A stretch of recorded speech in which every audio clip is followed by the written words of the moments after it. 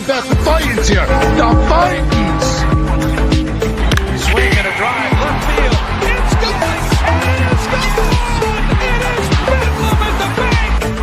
The Philadelphia Phillies are 2008 World Champions of Baseball.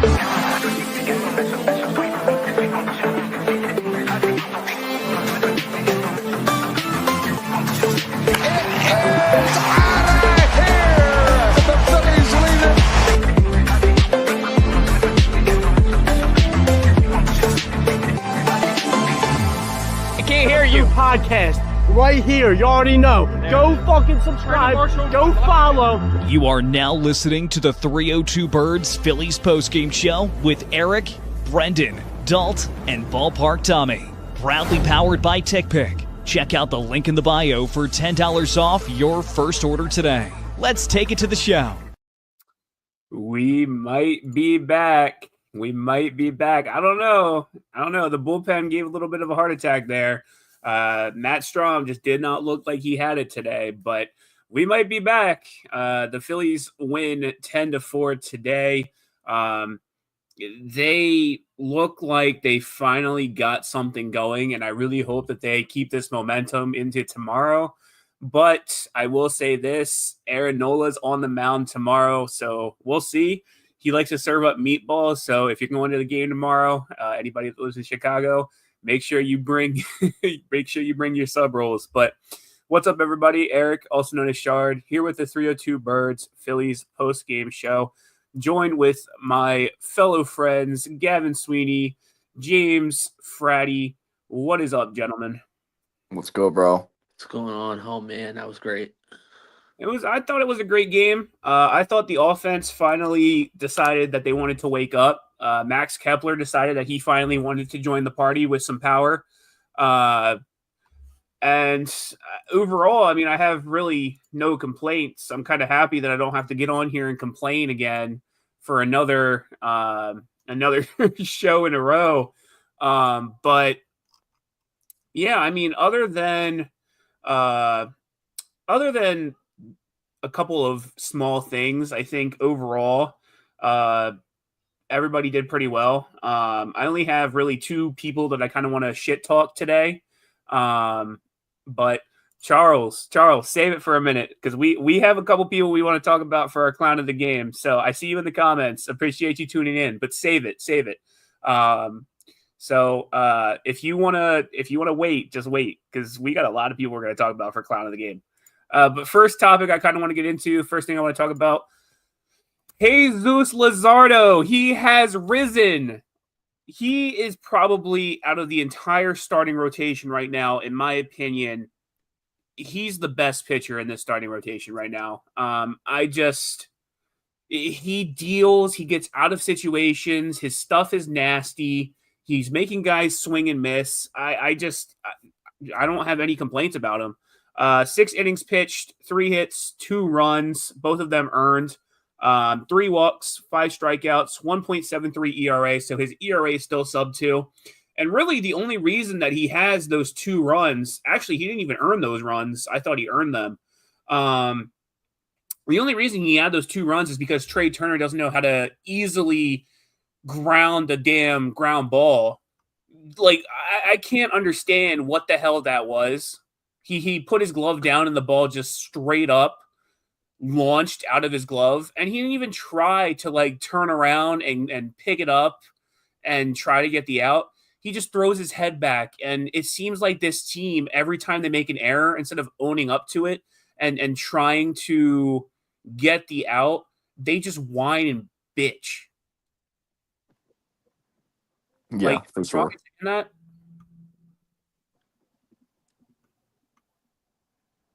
Am I wrong? Am I wrong saying that? I mean, I'm sorry. Yeah, he's been having lots of issues this season with fielding for some reason.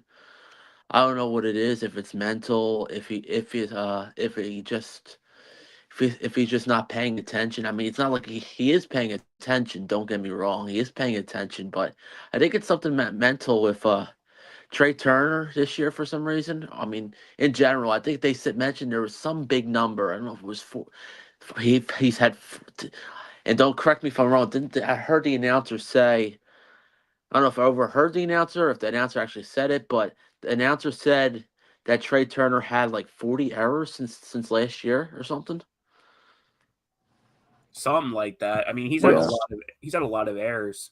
So Which I didn't even, like I said, like I just mentioned a second ago, I didn't know that he had so many errors since then, which is kind of crazy. I thought he had less, but it shows you how many times he's messed up, and we've noticed it over the last year. yeah, I agree. Gavin, what did you think of Luzardo, dude? I mean, you and I were texting the entire game. I thought he was dealing, but what did you think? Luzardo was amazing, bro. Honestly, I mean, it's hard to pitch in Chicago. You had to admit, especially in the conditions that they were in with the wind. So he was dealing. His velocity looked amazing. The sweeper looked really good, actually. There were a couple at bats that were a little shaky with just his command, but other than that, I thought he was really good. It's a shame that the Turner error happened because he probably could have won another inning. But yeah, man, overall, Luzardo had a great outing. You can't really ask much more from him. Yeah, I agree. But looking at the actually, we'll save it because we have a whole topic. So I'm not going to get into the whole bullpen. We'll talk about that in a minute. But Luzardo, I think, looked great. He's 3-0 on the season. I feel like he probably should have at least one or two more wins. But I know the last time he was out, he was pretty decent, but the offense just couldn't get behind him. So it is what it is. But how about that small ball today, gentlemen? I'm amazed that this team actually got their heads out of you-know-where and decided to actually put the ball in play. Everybody but Rojas got a hit today, but then again, Rojas had that sac fly to get the Phillies even more ahead. So I'll give it to him. I mean, I'll take a sac fly any day if it means that the Phillies are scoring runs. Let's go through the lineup. Let's break it down. Stott, 2 for 4, 1 RBI, 1 strikeout. He accounted for 2 runs himself. Turner, 1 for 5, 1 RBI, 1 strikeout. He accounted for 1 run. Harper, 1 for 3 with 2 RBI, 2 walks, 1 strikeout.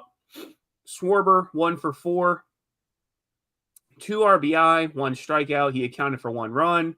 Castellanos, 2 for 5, no RBI, no walks, no strikeouts, but he did account for 1 run. Realmuto, 1 for 5, 3 strikeouts. He just doesn't look that great at the plate lately. If I had to really talk crap about anybody on this lineup for hitting today, it would really be him. But again, 1 for 5, accounted for 1 run. Kepler, he looked great today. Absolutely great. If I had to choose a star of the game, personally, I'm giving it to Kepler. 3 for 5, 2 RBI, accounted for 2 runs, 1 strikeout. He had that home run to the basket in right field. And the announcers were like, I don't think the announcers were too bad today, personally. I mean, they were giving Philly some praise here and there. I think the only thing that really irritated me and pissed me off was that they were complaining about the basket and the home run counting because it went into the basket. The basket in Wrigley Field has been there, I think they said, since the 1960s. And they installed it to keep fan interference at bay. So the Nets have been there since the 60s. It's not like it's anything new. And I feel like the announcers really irritated me with that. Like, it's a home run. It's been a home run for many, many years. So, whatever. Bohm has 1 RBI, went 1 for 4, accounted for 1 run, no walks, no strikeouts. And then Rojas, like I said, he went 0 for 2. He accounted for 1 run. He did have 1 RBI, though. So, I mean, I'm going to give it to him because he didn't hit, but he still got a sac fly. 1 walk, 1 strikeout. Overall, the team went 12 and 37, so 12 hits, 37 at-bats, 10 runs, 3 walks, 9 strikeouts. So strikeouts to me are still a little bit high. I would like to see them get that a little bit lower. because some of these guys are still swinging at some weird stuff. I mean, I know, for example, Charles put in here, I mean, JT Realmuto was just swinging at things way outside. I know there was an at-bat where Kyle Schwarber looked at 3 pitches right down the middle of the plate and was swinging. So overall, I mean, I feel like this offense, if they can keep this up, they'll be back. But this is just one game. They have to consistently do this for the next couple games for me to officially say that they're back. What do you guys think? Whoever wants to take it first. I guess I think I think the offense is back. I think Max Kepler, I mean, he had like I said, had a good game. I think it was a triple short of a cycle. But this was much needed for him. He had guys like, what's the name? Kyle Schwarber is he extended his on base streak to 33. I mean, he just keeps consistently getting on base every single game, which is great. He's getting kind of close to 35. He's like 2 away from 35 games in a row on base streak if he can reach it. Hopefully Bryce Harper, he needs to stay consistent. What's the name? But yeah, it was good to see us what's the name, doing the little train, getting him over, get him in situations, playing old school small ball at a old school stadium in Wrigley Field, which has been around for over a century. And I have a story. I know I wasn't alive for this, but I remember I think there was a game when Mike Schmidt was playing that it was the score was like 22-21 or something like that in the 20s. Both teams, it was one of the more high scoring games, I think, in MLB history, if I'm correct. I'd have to look. I'd have to look personally, but yeah, I mean, I agree with you. I think that this team is, for the most part, hopefully on the right track. I think the announcer said, though, that this was the first, Max Kepler had like the first home run in over 250 at bats, which is crazy to me. This team is more than perfectly capable of home run power. I mean, you have Bryce Harper, Nick Castellanos, Kyle Schwarber that can easily hit home runs if they really want to, but I just feel like the power so far this season is really slacking. I mean, they had home runs in the beginning of the season when it looked like they were fine, but so far, I mean, they need to figure out, like I've said, how to combine the small ball and the long ball. But Gavin, what did you think of the offense? Offense was good, man. And honestly, I mean, again, there were some at-bats that were a little shaky with the play discipline. But small ball was great, bro. It was great. As long as they can get on base, man, and advance the runner to get in scoring position and then drive him in, that gets you wins. You don't have to swing for the fences every at-bat. And especially, you can work a count. They need to do that. But yeah, the small ball was great. Power is slacking. But if they can play this small ball game and drive in runs and consistently, then I would say their future is going to look pretty good. But yeah, the offense was good today. I mean, I agree. Somebody get Kevin, excuse me, somebody get Kevin Long on the phone and tell him that this shit is what they need to do for the rest of the season. But yeah, I mean, getting into our next topic, the bullpen. Bullpen was a little bit shaky today. I don't really understand why. I mean, Joe Ross and Hernandez were fine, but Matt Strom, dude, gave us a little bit of a heart attack. 0.1 innings pitched. He didn't even go out for that long. And coming off an all-star season last year, the bullpen to me is just really shaky lately. I feel like Matt Strom should have been able to go out there and not load the bases like he did. He went 0.1 innings pitched, 2 hits, 2 runs, both of them earned, 2 walks. His ERA has inflated to a 3.09. And it seems like this bullpen either, it depends on who they play, but either they have it or they don't. one night they're going out there, they're letting up hits, they're letting up runs. The next night they come out and they're absolutely lights out. I mean, like, for example, Carlos Hernandez the other night went out and absolutely stunk and blew up the game. Joe Ross has had his fair share of going out and not looking great. But this bullpen really concerns me. It really concerns me because I feel like when you have that big of a lead that they did after the 6th inning, your bullpen should be able to go out and maybe let up 1 or 2 runs, but not 4. Yeah, I'll say this: there has to be something addressed with this bullpen, regardless of what happens between now and the deadline. Whether it be moving on from Jordan Ramada, whether it be Carlos Hernandez is even on the team, which he is okay. He didn't pitch bad today at all. But there has to be issues that has to be addressed because I don't know if Jordan Romano probably won't be on the team by August. Like I mentioned, and then Carlos Hernandez is another guy. Maybe I would put him in some deal to a crappy team. Hopefully, get something in return, but I highly doubt it. But we have to find a way to either release or trade the 1 or 2 of these bullpen arms to get something that's at least a little bit better in return.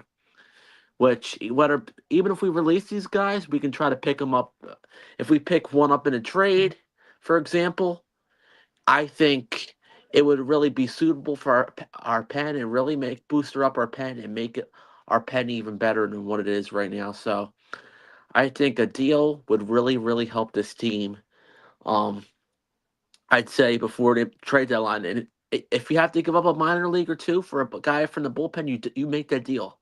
I hate to say it, but one guy I would not trade from the minor leagues right now is Justin Crawford. Yeah, I agree. I wouldn't trade Justin Crawford either. I do agree with you that come trade deadline, I would like to see another bullpen arm. But to me, it really comes down to what are other teams going to be asking for? Because I really don't want to give up any of our prospects. And it seems like one of the issues, and I'll give it to Dave Dombrowski, I feel like one of the issues why we never really trade for people is because these other teams want Justin Crawford. They want Aiden Miller. They want Andrew Painter. They want, I'm blanking on who else our prospects are right now, but they want these prospects that we just really don't want to give up. But Gavin, I know I had asked you for topics and you had mentioned the bullpen. What did you think? What's your opinion on the bullpen? The bullpen right now, bro, it's really shaky, man. It's so inconsistent. I mean, Strom's outing this game, it was very uncharacteristic, bro. Like, it really wasn't Strom. So yeah, the bullpen's just shaky in general, and they're gonna need to get an arm by the deadline. Like, it's a must. If they don't get an arm by the deadline, they're screwed. Like, I hate to say it, but they are screwed if they don't get an arm. And it's disappointing because if you look at Hoffman now, he's killing it in Toronto. But yeah, dude, they had to get an arm because this bullpen is way too inconsistent. And it's a long baseball season, so injuries are gonna happen. So they got to get an arm. They have to. Yeah, I mean, I hope so. I really do hope that they get an arm. I don't really know who's on the market, though. Do you, Gavin? Right now, like in general? Yeah, in general. I honestly don't think. I mean, I know Tristan McKenzie got DFA'd by Cleveland, and he was a starter slash bullpen arm, and he had injuries that kind of effed up his career. But before that, he was consistent. So if they give him a chance, then maybe something could happen. Again, I'm curious to see what they do once Ranger comes back. If they'll put him in the bullpen or not, just, to get back in his groove and help him out, build confidence. But yeah, dude, we'll see. Yeah, I mean, we'll see. We'll see what happens. But last thing I kind of want to get into, then we'll do our looking ahead, our clown of the game. For me personally, I think it goes to 2 people. It goes to, first of all, Trea Turner. I don't think Luzardo should have had to work as hard as he did in the 6th inning. I feel like if the or sorry, I think it was the fifth or sixth inning, one of the two. Fifth inning. It was the fifth inning. Sorry. I feel like if Trea Turner, again, actually makes that scoop and picks up that ball, that we wouldn't have let up those 2 runs in the fifth inning. It seems like every other game when we're looking, Trea Turner is making some kind of error where it could have saved a run or two. Either he's just not diving for a ball, he's throwing it over to first and it's going above Bryce Harper's head, which he did that today. He threw it and it wasn't on target and it let a runner get to first. He's just not that great of a shortstop that I think we all expected him to be. And maybe this is overreaction, but it just seems like I said, every other game, he's making an error. And we can't have that with the Phillies. We can't have that behind our pitchers. We can't have him making errors where it's going to cause the pitchers to have to work up their pitch count. And we've seen that the past couple games where these guys are just not trying in the infield, and it's causing these pitchers to rack up their pitch count. So I'm going to give it to Trea Turner. I'm also going to give it to Matt Strahm just because he did let up those 2 runs and cause this game to be, I don't want to say as close as it needed to be, but I mean, the Cubs are a really hot team. They could have easily put up more runs if they wanted to, but that's my clowns of the game. Gavin, I'll give it to you first, and I'll give it to Frowdy to close out. But Gavin, who do you think your clown of the game is? Between, I would say, Turner, Strahm, and a little bit of JT, just because of the strikeouts and play discipline. But the Turner, yeah, dude, you got to make that play. That's a routine play, dude. A $300 million shortstop, you got to make that play. And the disappointing thing with Turner is when we signed him, I was so happy, bro. Like, I'll never forget that day. I was thrilled. I remember being so happy. And he was supposed to be leadoff. The plan was for him to be leadoff and bat 300 and be that leadoff guy to get on base. Well, that plan has failed. So now he's at the 2-hole. And we'll just see. It's a long season. Turner's streaky, but he needs to show up. He needs to. We need him to get on base and steal bags, and he needs to make those plays, dude. You're a $300 million shortstop. You got to make those routine plays. You have to. So hopefully he can get it together. You know, people might say, oh, but the wind in Chicago, blah, blah, blah. Okay, yeah, whatever, but still, it's a routine play. You make that.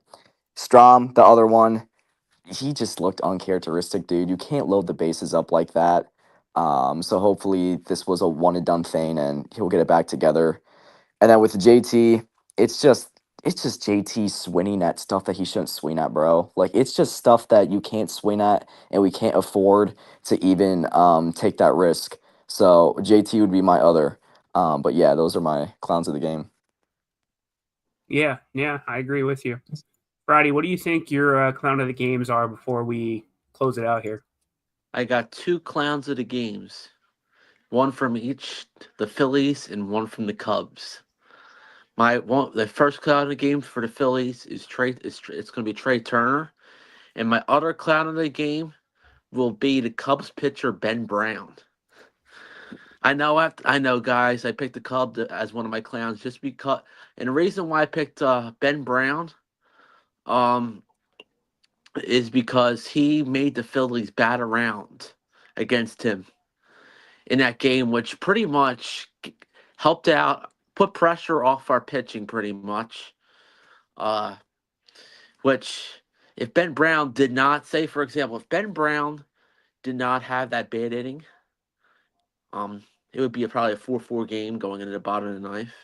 So Ben Brown's really one of the bigger clowns of the game just because you made the Phillies pull away, pretty much have a good cushion enough to win.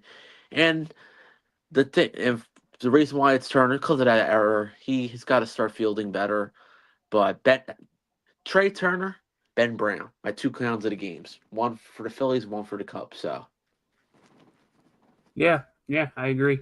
I would say for the Cubs as well, probably Roberts. I mean, he went 2 innings pitched, let up 4 runs, so he could be definitely a Cubs clown of the game. But looking ahead to the series finale tomorrow, it is going to be a national broadcast on ESPN. It is, I think, the national game of the week for Sunday Night Baseball. For the Phillies, who are 14-13 on the season, we are one above 500. Aaron Nola, right-handed pitcher, 0-5 on the season, has not recorded a win yet. 6.43 ERA with 31 strikeouts. I'm personally not expecting much from him tomorrow. This Cubs team is a really hot team offensively, and I'm really expecting them to kind of shell off of Aaron Nola tomorrow. For the Cubs, they have Jameson. I'm going to probably butcher this, but Jameson Talon, right-handed pitcher, 1-1 on the season, 4.73 ERA with 24 strikeouts. And the Cubs are 17-11 on the season. So I really don't think that tomorrow is going to be a great game, especially with Aaron Nola on the mound. I think he is going to serve up some meatballs, let up some runs, and not be that pitcher that we need him to be. But who knows? Maybe he records his first win tomorrow. Maybe this offense helps him out to propel him to that first win. But that's all we have for you guys tonight. The Phillies win. They end their 5-game losing streak. They win 10-4. Again, they're 14-13 on the season. So we'll see you guys back here tomorrow. Tomorrow will be a later start. Again, it's 7:10. So we'll be back here with the post-game show right after that. But we'll see you guys back here tomorrow. Everybody have a good night and peace out. See you tomorrow. The Vikings. Swing and a drive, left field. It's gone! And it's gone! It is Bedlam at the bank! The Philadelphia Phillies are 2008 World Champions of Baseball.